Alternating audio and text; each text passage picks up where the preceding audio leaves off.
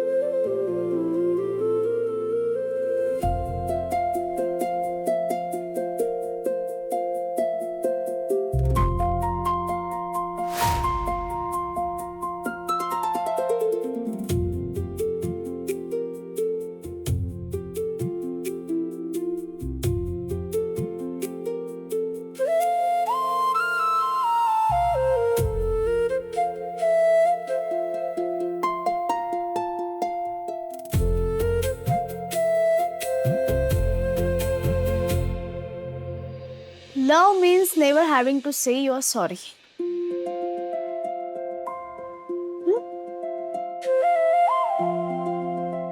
Oliver म्हणाला ना. No, मी तर बाबा लव्ह स्टोरीज वाचतच नाही. खरंच? मी जे मी फक्त बघत होतो. चल, डोळ्यात पाणी येईपर्यंत हरवला होतास तू आणि बोलतो लव्ह स्टोरीज आवडत नाही. ए, तू इथे का आलीस? आणि नॉक करता येत नाही तुला? किती वेळा सांगू? नॉक करूनच येणार होते, पण हातात कॉफी मग येत ना, मग कसं नॉक करणार? हे घे. तुला झोप येत होती ना, आणि माझी पण कॉफी घ्यायची राहिली होती, म्हणून म्हटलं तुझ्यासाठी पण आणू. घे. कसला नाटकी निघालास रे. किती इझिली खोटं बोललास तू. लव्ह स्टोरी आवडत नाही वगैरे. आणि त्यात काय झालं एवढं? तुला माहिती आहे 80% लव्ह स्टोरीज ना पुरुषांनीच लिहिल्यात. मग तू वाचलं तर असं काय होणार होतं? आणि हे एक पुस्तक वाचल्याने तुझा जो काही खडूसपणा आहे, खडूस इमेज आहे, ती काय लगेच बदलणार नव्हती. बरं जाऊ दे. सांग ना, आता वाचलंच आहेस पुस्तक तर आवडलं?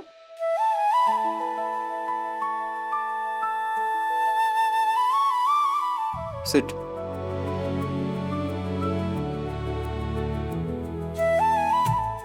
बोल ना, आवडलं? मी खरंच अशी पुस्तकं कधी वाचली नाहीयेत. तू दिलंस म्हणून मी वाचायला घेतलं, पण यात कधी अडकलो मला कळलंच नाही.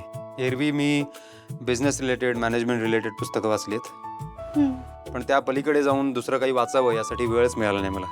But this one is too good. वेळ काढावा लागतो. म्हणजे पुस्तक ही फक्त वाचून बाजूला ठेवायची गोष्ट नसते. ते तुला नवीन माणसं भेटवतात, नवीन जग दाखवतात, नवीन विचार शिकवतात. पुस्तक ना हे एक एक्सपिरियन्स असतं.